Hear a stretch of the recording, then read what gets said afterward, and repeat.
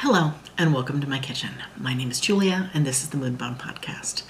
And I am really excited about a new segment that I've been doing, which is hiking vlogs.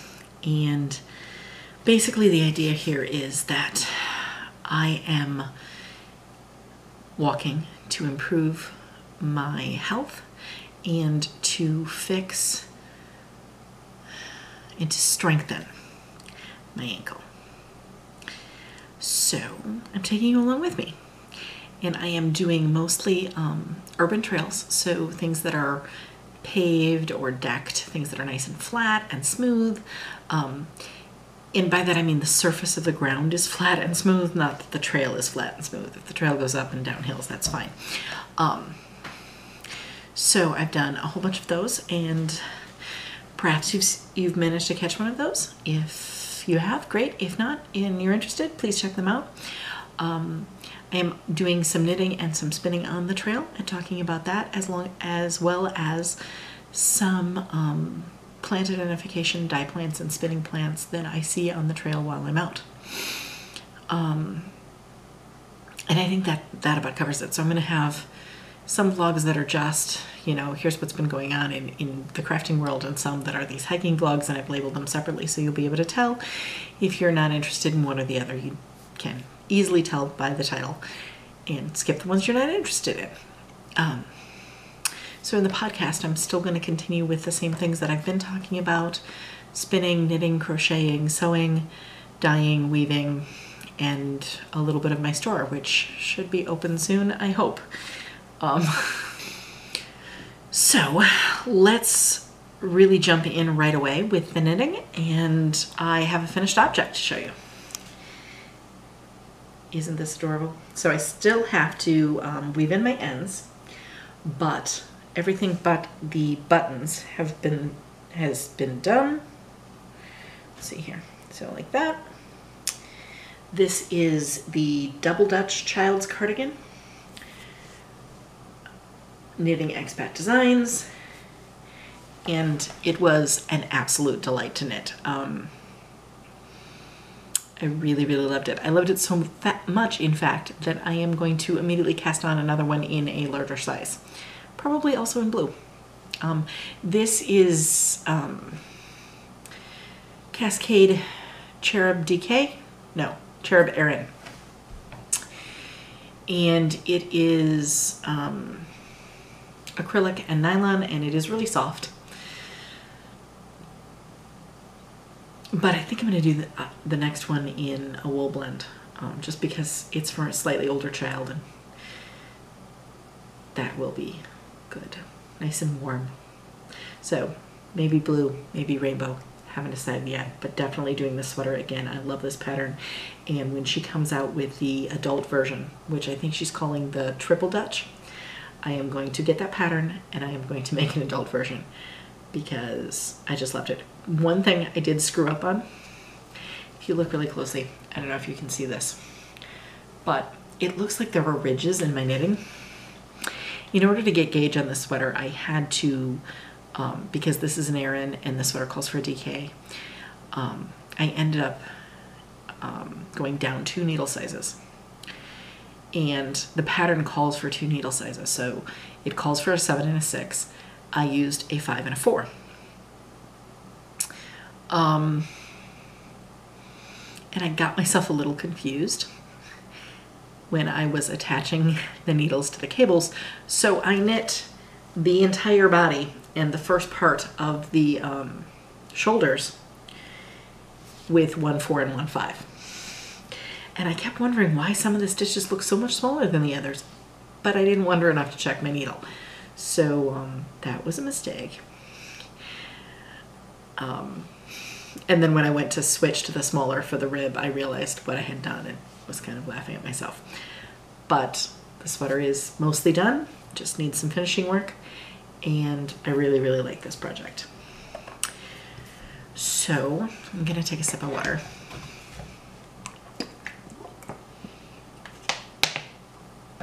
That brings us to another little problem. These are my Hermione's Everyday socks. And this is Online Super Sock, which is a 75-25 wool nylon blend. And I love the yarn, but I didn't gauge. I usually don't gauge with socks. I usually just throw them on there, and I haven't had a problem with that. But this fabric that it's making, now that I'm out of the rib, looks too open to me. So for these to be good socks that I want, I think I need to go down to a 0 and rip all of this out. That said, they fit my wrists perfectly. And I wanted to make a pair of wrist warmers. So what I am going to do is, instead of ripping this out and starting over with smaller needles, I'm gonna make some fingerless mittens, real low, do an afterthought thumb, continue using the Hermione's Everyday pattern as far as the stitch pattern, and not use too much of this yarn, and then go back and make the socks in a smaller size. And if I have to get something for the toes and the heels, then I will. But I really like what I've done so far, and I'm not backtracking. I'm moving forward, and I wanted to make myself a pair of fingerless mitts to take with me to the Wisconsin Sheep and Wool Festival anyway. So this is just bumping that project a little bit further forward, and I will adjust my Ravelry notes accordingly. Excuse me. So for a project that's going very, very well, we turn to the Multnomah shawl. And I remembered to be at the beginning of a row this time to show you. This marker here is where it was when last I showed you. I really love it. I can't wait to wash this and stretch it out and block it so that I can, you know, have the full effect of this beautiful colorway. This is Glow Beauty from Within's Panna's Back colorway. I've said that a bunch, but it's taken me a long time working on this. The rows are just so long. And this is what I have left. Now, I've talked about this before, and I'm gonna actually open it right here on camera. When I ball yarn, I ball it around a paper core. So there's a little bit of paper toweling in the center there. And I'm taking it out right now because these rows are long enough that I don't want to get caught. I don't want to play the yarn chicken in this project. I don't want to have to back out a row so that I can be able to bind it off. And so at the end of each of the last couple of rows, I've just been setting the ball on a scale and finding out how many grams I have left. So the last time I did this, which was right before I started filming, I had 7 grams left in this ball. I don't know what this weighs, so before I start on the next row, I'm going to do that again so that I can figure out about how many grams each row is using, which seems to be about 1 right now. I don't know that I'm going to get 7 more. I don't think I'm going to play yarn chicken in this. I think I'm going to do, I'm right at the pattern repeat to put in the patterning row that causes these pretty beautiful holes.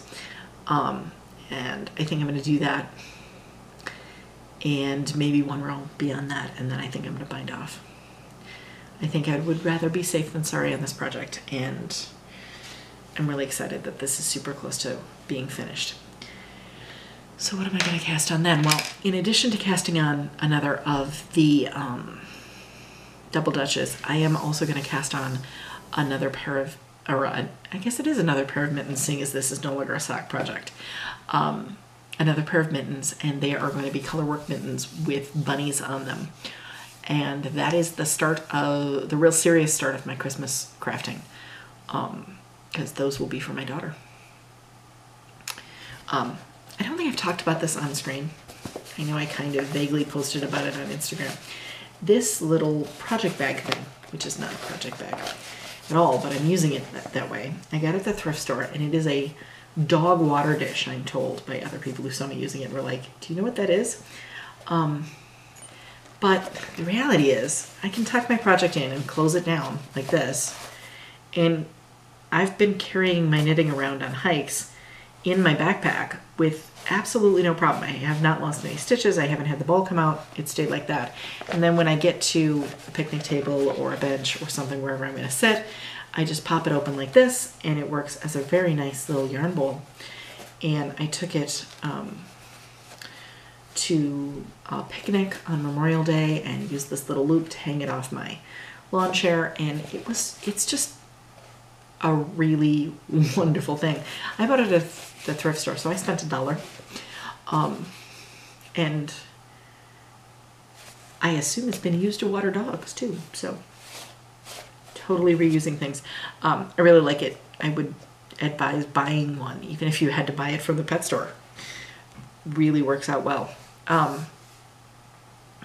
So moving on to crochet.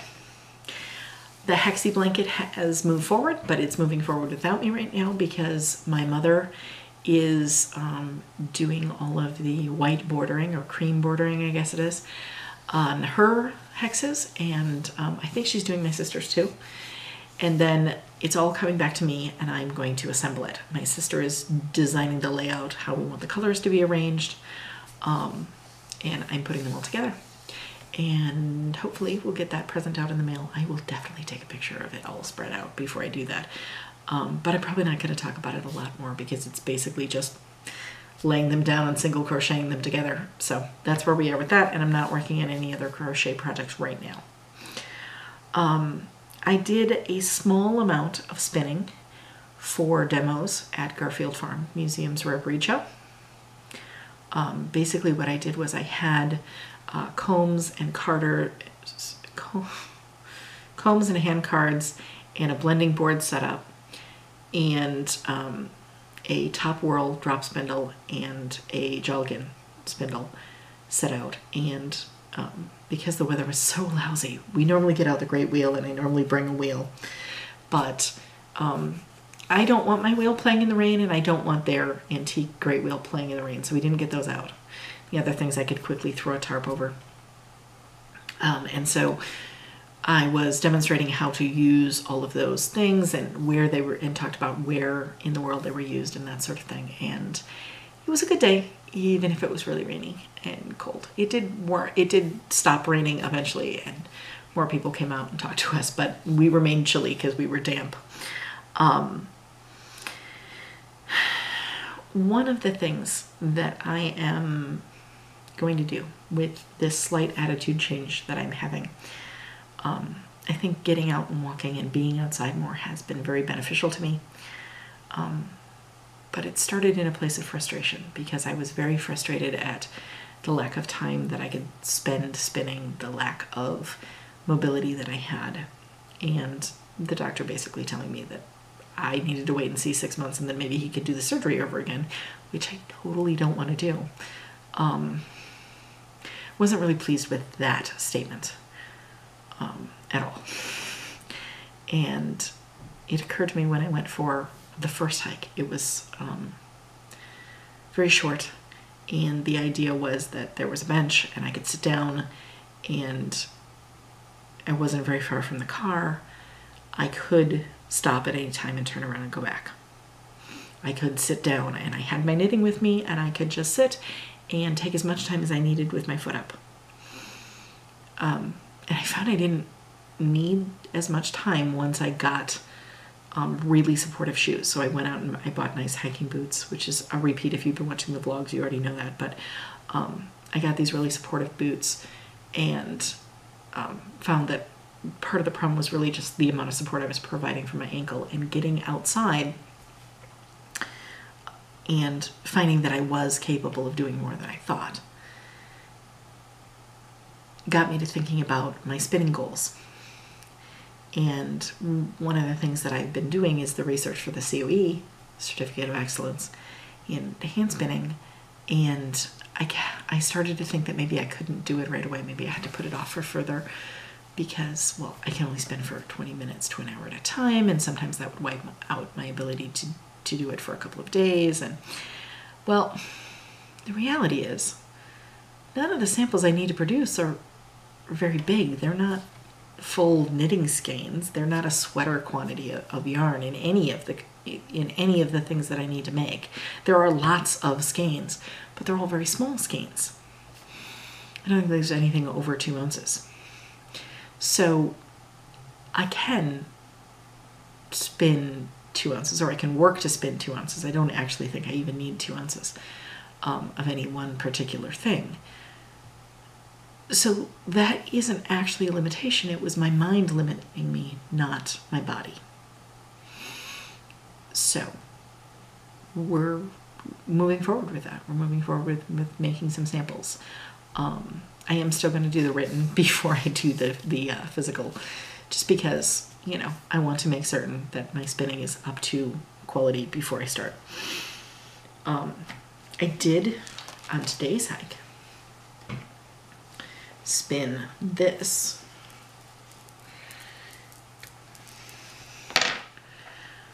Go like that. This is brown sheep wool that I dyed myself. And this spindle is really pretty. Actually, all of this just glows when it's out in the sun.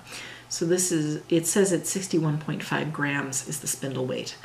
And I have 2 ounces of this fiber.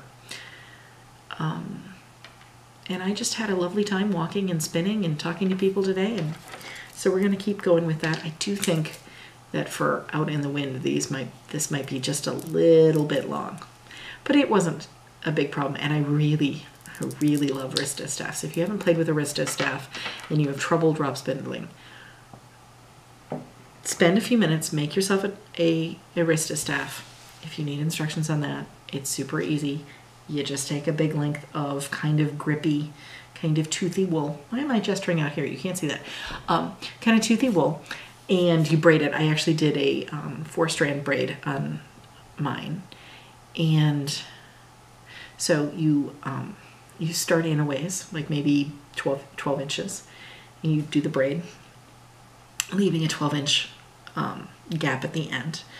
Tie a knot so your braid stays in place on both ends, and then feed kind of heavy glass beads or wooden beads, something that's going to hold your strands down. Give them a little bit of weight, and then you just split them. So I have 8 strands hanging down. I split 4 and 4. Put a little bit of your roving in there, close that down, and then wind the rest of your roving on it. Fold this part like this to go on your wrist, and then you just let that sit on your wrist like a bracelet, and you can spin from there. And so it just holds that out. Holds the fiber out of your way. Your hand doesn't get super sweaty because it doesn't actually have to hold any of the fiber. Just a little bit of the tip. Really love them. Highly recommend them. And it's one of those things you can make yourself with just a little bit of yarn that you love.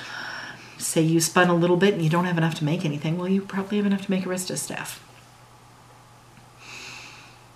So I'm looking down at my notes here. That brings me into the shirt that I sewed for wearing at Garfield and the modifications I would like to make on the shirt. So this was just gauze. It's 2 layers thick and it's got lace. One of the things that they did was make these gigantic sleeves, and then they would cuff them, and it was usually just a tie on. I found that extremely awkward demonstrating and talking, and I know that the demonstrations I do in the winter are around fire and food, so I want this not down here, but up here. So I am going to sew a little bit of elastic in and then put a ribbon on the outside, sew a ribbon on the outside so that it looks tied, but it's held out of the way securely, and I know that it is going to stay out of the way all day, even if it gets wet, even if I'm outside and raining. I mean, A farmer's wife in the 1840s is not going to stand outside all day to talk to people in the rain. However, a demonstrator for a museum might be stuck doing that. And this just tucked into the dress that I made, and it was very, very comfortable, and it looked very nice. And I am going to, one of the modifications I'm going to make, I am going to cut a piece of the gauze and just kind of add to this bodice. It didn't stay nicely up like this. It kind of went like this, which made this whole area just a little bit too open. So I'm just gonna fill that in a little bit.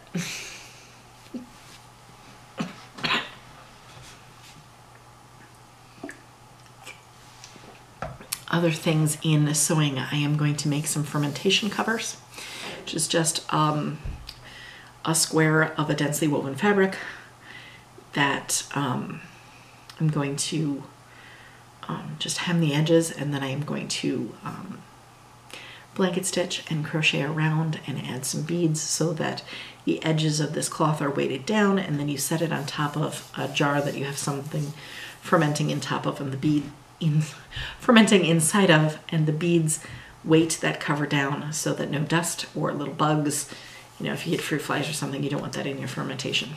So put that on top there, and it keeps everything nice and clean, but it also looks really pretty. So I'm going to make a couple of those up as gifts and a couple for myself.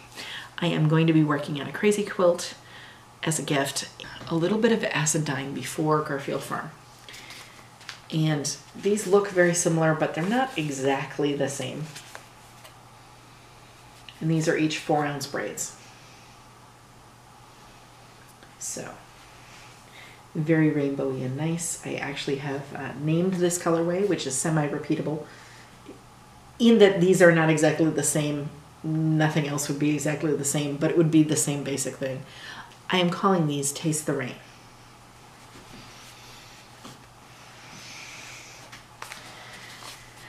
And I have this one, which I also think could be pretty repeatable. I'm going to try that before I'm certain of it, which reminds me of a ripe nectarine or something. I don't know. I'm still struggling with a name for this, so if you have an idea, let me know. But this is just 2 ounces. And I also have a little bit more natural dyeing. This is Dandelions on Elderville, which is a German breed of sheep. And when you spin it, it gets a really, really nice shine. And this is 4 ounces, and this is just dandelion petals. Okay, that's the end of the dyeing. I haven't done any weaving. I have been reading Craft by Alex Langlands and Dandelion Hunter by, name escapes me. There will be a book review next month.